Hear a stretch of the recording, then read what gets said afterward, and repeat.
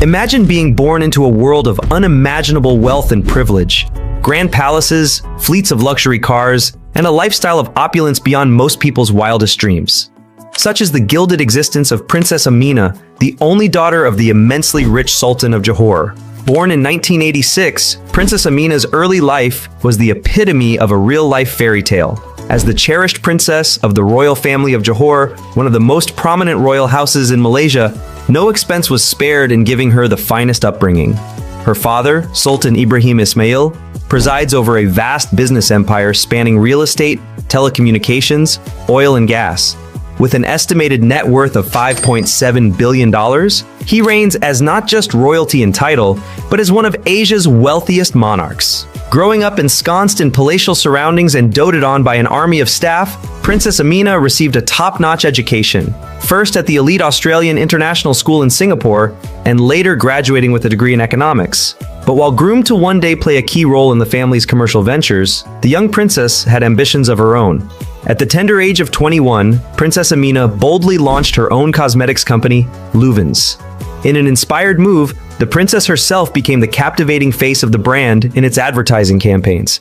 Radiating sophistication and grace, her personal touch lent an aura of majestic glamour to her products. The brand took off, and with it, Princess Aminah's reputation soared as a savvy entrepreneur in her own right. But the multi-talented princess was just getting started. An avid sportswoman and fitness enthusiast, she excelled at horse riding, running, and mountaineering. Drawing upon skills inherited from her mother, she blossomed into an accomplished artist as well. Princess Aminah, it seemed, was determined to define her life by her own achievements, rather than simply luxuriate in the lavish privileges of her birthright. However, in the midst of her meteoric rise, one aspect proved elusive to the princess: finding true love. By age 29, Princess Aminah was facing mounting pressure from her father to marry. In typical royal fashion, Sultan Ibrahim had no shortage of blue-blooded suitors lined up for his daughter's consideration, but none captured the princess's heart. For her, settling for an arranged marriage of convenience was out of the question. Steadfast in her romantic ideals, Princess Aminah held out for a soulmate. Little did she know, a chance encounter at a humble cafe would change her life forever. There, a strapping young Dutchman named Dennis Verbias was working as a manager. Their eyes met, and an instant connection sparked, one that would blossom into an extraordinary love story. Dennis, who hailed from a small town near Amsterdam, had originally pursued a career in soccer after college before making his way to Singapore. In addition to his cafe job, he worked as manager of a football club and dabbled in modeling on the side. The dashing Dutchman had no idea that the beautiful woman he was serving that day was royalty, the daughter of one of Malaysia's most powerful sultans. To him, she was simply a charming and down-to-earth girl. Princess Aminah, too, was blissfully unaware of the serendipity of his surname, Verbias, which means amazing surprise in Dutch. After 3 years of courtship, she would reveal her royal identity to her bewildered beau, setting the stage for a classic fairy tale romance of a princess and her unlikely prince. But the path to the altar would not be without obstacles. Sultan Ibrahim was vehemently opposed to his daughter marrying a European commoner. Over the next 3 years, Princess Aminah would wage a determined campaign to win her father's blessing, while her beloved Dennis would be put through a series of trials to prove his worthiness. The Sultan demanded that Dennis convert to Islam and take on a traditional Malay name. Furthermore, he was required to sign an agreement effectively renouncing any claim to Aminah's royal inheritance. The Sultan was certain the Dutchman would balk, but the couple's commitment proved unshakable, and Dennis agreed to all the conditions, sealing the deal on their hard-won happily ever after. The wedding of Princess Aminah and Dennis Muhammad Abdullah, as he was now known, was a grand spectacle befitting a royal love story years in the making. The magnificent Istana Bukit Serene Palace was transformed into a dazzling wonderland of lights and flowers for the occasion, with over 1,200 distinguished guests in attendance. The bride was a vision of elegance in a traditional white baju kurung dress, adorned with a crystal-studded veil and tiara. In a touching personal gesture, she opted for understated makeup, allowing her natural beauty to shine through. Dennis cut a dashing figure in Malay ceremonial attire as he presented his princess with a customary wedding dowry of 22,251 Malaysian ringgit. Following the opulent nuptials, broadcast live across the country, the newlyweds settled into their roles as Malaysia's premier power couple. Already a formidable presence in the business world, Princess Aminah's portfolio continued to expand. In addition to her successful skincare line, she held key positions in telecommunications, real estate development, and even operated a KFC franchise. Her philanthropic work was equally impressive, with the princess lending her support to numerous charitable causes. As for Dennis, he too carved out a niche in the upper echelons of Malaysian society.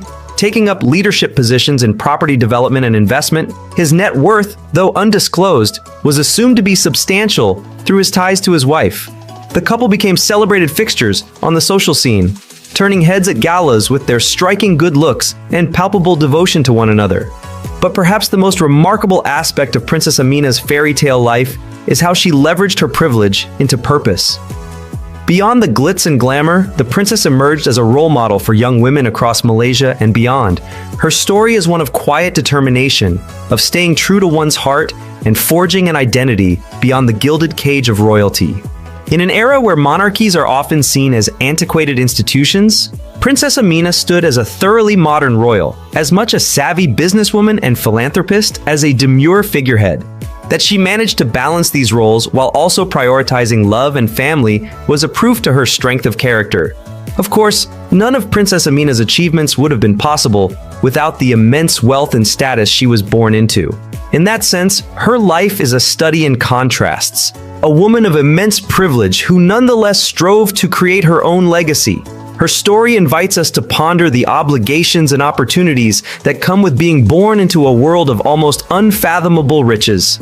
Some might view Princess Aminah's life as a gilded fantasy, impossibly removed from the struggles of ordinary people. Others may see in her an aspirational figure, proof that with resources and determination, women can excel in any arena they choose, even while navigating the complexities of love and family.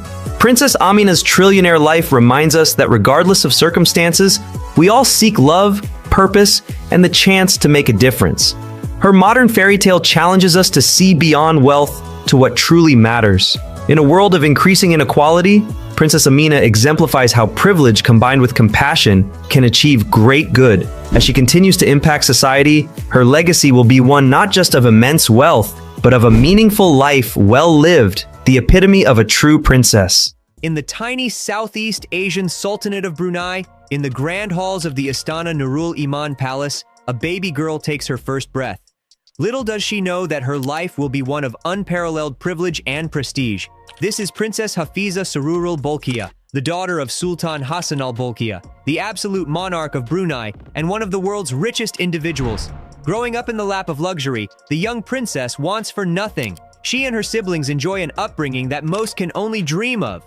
Their playground is a sprawling 2.2 million square foot palace, a magnificent edifice that holds the Guinness World Record for the largest residential palace in the world. The Istana Nurul Iman, with its 1,788 rooms, 257 bathrooms, and a 110-car garage, is a testament to the immense wealth and power of the Brunei royal family. The palace boasts an array of amenities fit for royalty, including a mosque, a banquet hall that can accommodate up to 5,000 guests, a helicopter landing pad, and a stable for the Sultan's 200 polo ponies. It's even fully air-conditioned, a necessity in Brunei's tropical climate. Here, amidst the gold and marble splendor, Princess Hafizah learns the ways of royalty, surrounded by opulence on a scale that few can fathom. But life isn't all polo matches and state banquets for the young princess. From an early age, she shows a keen interest in learning, a trait that will serve her well in the years to come. After completing her primary and secondary education in Brunei, Princess Hafizah sets her sights on higher education abroad. In 2002, she enrolls at Oxford Brookes University in England, where she immerses herself in the study of public administration. Far from the gilded halls of her childhood, the princess adapts to student life, showing a determination and independence that belies her royal status. Her hard work pays off in 2006 when she graduates with a Bachelor of Arts degree, a proud moment for both herself and her family. But Princess Hafizah's academic journey is far from over. Driven by a thirst for knowledge, she pursues a master's degree in Malay language and linguistics at University Brunei Darussalam. In 2010, she emerges with her second degree, a proof to her intellectual curiosity and commitment to personal growth. However, it's not all study and no play for the multifaceted princess. In her free time, she indulges her creative passions, penning poetry and short stories in both Malay and English. Her literary talents have even earned her awards and recognition, proving that her skills extend far beyond the realm of royalty. But perhaps the most significant moment in Princess Hafizah's life comes in September 2012, when she weds Pengiran Haji Muhammad Ruzaini in a ceremony that can only be described as a fairy tale come to life. The week-long celebration is a breathtaking display of pomp and circumstance, with the bride resplendent in a crystal-beaded beige and silver gown. The guest list reads like a who's who of international dignitaries and celebrities, all eager to witness the union of two hearts in the grandest of settings. The newlyweds exchange vows in the lavish throne chamber of the Astana Nurul Iman Palace, surrounded by glittering chandeliers, priceless works of art, and the beaming faces of their loved ones. As if the ceremony itself wasn't spectacular enough, the royal couple is showered with gifts of unimaginable extravagance. Gold bars, diamond rings, luxury cars, even entire mansions. These are just some of the presents bestowed upon the newlyweds, a proof to their status and the adoration of their subjects. But amidst all the grandeur and glitz, what truly shines through is the love between Princess Hafizah and her new husband. Their union is one of true companionship, a partnership built on mutual respect, shared values, and a deep affection that transcends the trappings of wealth and status. As the years pass, Princess Hafizah settles into her role as a wife and mother, welcoming 3 children into the world. But even as she dedicates herself to her family, she never loses sight of her wider responsibilities. The princess is a committed philanthropist, serving as a patron to numerous charitable organizations in fields as diverse as education, healthcare, women's empowerment, and environmental protection. Whether she's visiting schools, hospitals, or orphanages, Princess Hafizah brings a compassionate touch to all her interactions. She understands that her privilege comes with a duty to give back, to use her platform to improve the lives of those less fortunate. It's a philosophy that endears her to the people of Brunei, who see in their princess a beacon of kindness and generosity. But Princess Hafizah's impact extends beyond the borders of her tiny kingdom. Her commitment to the arts, her championing of charitable causes, and her embodiment of grace under pressure have made her an international icon, a role model for women everywhere. In a world often obsessed with superficial glitz and glamour, the princess stands as a reminder that true royalty comes from within. So, what can we learn from the extraordinary life of Princess Hafizah? Perhaps it's that wealth and status, while undoubtedly alluring, are not the measure of a person's worth. It's how we choose to use our gifts, how we treat others, and how we strive to make the world a better place that ultimately defines us. In Princess Hafizah, we see a woman who has navigated the complexities of royalty with poise and purpose. She has pursued education with vigor, honed her talents with dedication, and used her influence to uplift those around her. Hers is a story not just of privilege, but of responsibility, not just of opulence, but of substance. As we reflect on the remarkable journey of this billionaire princess, let us remember that each of us, in our own way, has the power to make a difference. We may not live in palaces or wear crowns, but we all have the capacity for kindness, for learning, for growth. In the end, it is these qualities that make a life truly rich, a lesson that Princess Hafizah embodies with every graceful step she takes. For in a world that often seems divided by differences, Princess Hafizah reminds us of the power of compassion to unite us all. And that truly is a legacy worth more than all the gold in Brunei. Princess Leonor, the name alone evokes images of grandeur, tradition, and unimaginable wealth. Born into the heart of the Spanish monarchy, this young woman's life is a dazzling tapestry of privilege, responsibility, and destiny. But who is the real Princess Leonor? What secrets lie behind the palace walls, and what does the future hold for this billionaire heir to the throne? For Princess Leonor, life has never been ordinary. From the moment she entered the world on October 31st, 2005, in Madrid's exclusive Ruber International Hospital, her fate was sealed. As the firstborn child of King Felipe VI and Queen Letizia, Leonor was destined for a life of unimaginable wealth and privilege. But what is it like to grow up as a royal in the 21st century? For Leonor, it meant a childhood split between the gilded halls of Zarzuela Palace and the elite classrooms of Santa Maria de los Rosales School. Surrounded by luxury and attended to by a staff of servants, Leonor wanted for nothing. But with great privilege comes great responsibility, and from an early age, the young princess was groomed for her future role as queen. As she grew, Leonore's education took on a new dimension. In 2021, at the age of 15, she embarked on a groundbreaking journey to UWC Atlantic College in Wales, following in the footsteps of other royal luminaries like Belgium's Princess Elizabeth. It was here, far from the prying eyes of the Spanish media, that Leonore immersed herself in the rigorous international baccalaureate program, honing her intellect and preparing for the challenges ahead. But life as a princess is not all glitz and glamour.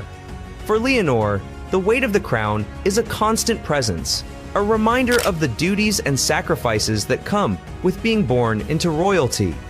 In 2014, when her father ascended to the throne, Leonore's life changed forever. Granted the title of Princess of Asturias, she became the heir presumptive, first in line to inherit the Spanish crown.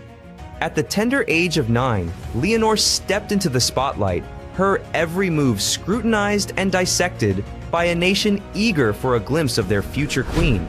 From her first official engagement in 2018, where she presented awards and delivered speeches with poise and grace, to her appearance at the Princess of Asturias Awards, Leonore has proven herself a natural diplomat, a skilled communicator, and a beacon of hope for the Spanish people. But the pressure on the young princess is immense. In a country still grappling with the aftershocks of the 2008 financial crisis and the Catalan independence movement, the monarchy is seen by many as a symbol of stability and unity. For Leonore, the expectations are high, the stakes even higher. Will she be able to navigate the treacherous waters of Spanish politics and emerge as a leader for a new generation? In August 2023, Princess Leonore took a bold step towards her future role as Commander-in-Chief of the Spanish Armed Forces. Embarking on a 3-year military training program, the young royal began her education at the General Military Academy in Zaragoza, where she will learn the skills and discipline required to lead her nation's military. For Leonore, this is no ordinary education. Over the next 3 years, she will train with all branches of the Spanish Armed Forces, from the Army to the Navy to the Air Force.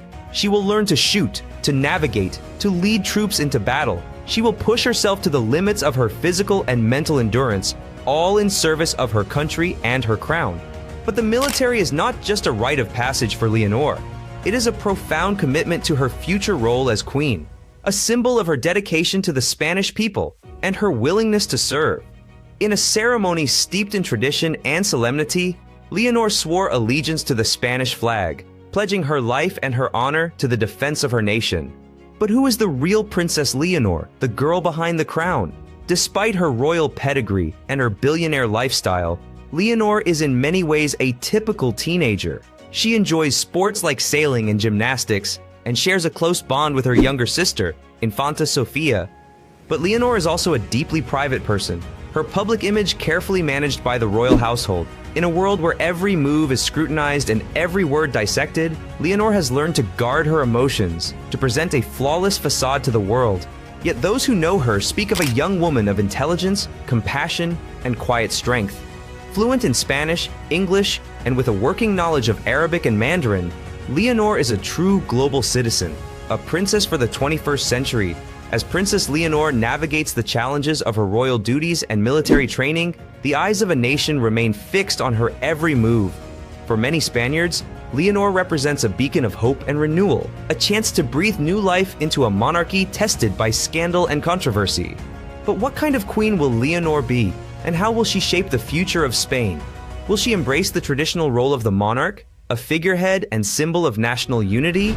Or will she chart a new course, using her platform to advocate for social justice and democratic reform? Only time will tell. But one thing is certain, when Princess Leonore ascends to the throne, she will make history. As the first queen regnant of Spain since Isabella II in the 19th century, Leonore will shatter centuries of patriarchal tradition, proving once and for all that a woman's place is not just in the palace, but on the throne. For Princess Leonore, the path ahead is clear. She will serve her country with honor and distinction, using her privilege and her platform to make a difference in the lives of her people. She will be a voice for the voiceless, a champion for the underdog, a beacon of hope in a world often shrouded in darkness. And through it all, she will remain true to herself, to the values and the vision that have guided her from the very beginning. For Princess Leonor, life is not just about wealth and privilege, but about purpose and duty, about leaving a legacy that will endure long after she is gone. And so, as we come to the end of our journey into the billionaire life of Spain's Princess Leonor, we are left with a sense of awe and inspiration. Here is a young woman who embodies the very best of her nation, a princess who is not content to rest on her laurels, but who is determined to make a difference in the world. Through her story, we see the human face behind the crown, the challenges and the triumphs that come with being born into a life of unimaginable privilege. We see a princess who is not just a symbol, but a person, a young woman with hopes and dreams and fears, just like the rest of us. And as we watch Princess Leonor take her place on the world stage, we cannot help but feel a sense of hope for the future. For if this remarkable young woman is any indication, the future of Spain, and indeed the world, is in very good hands indeed.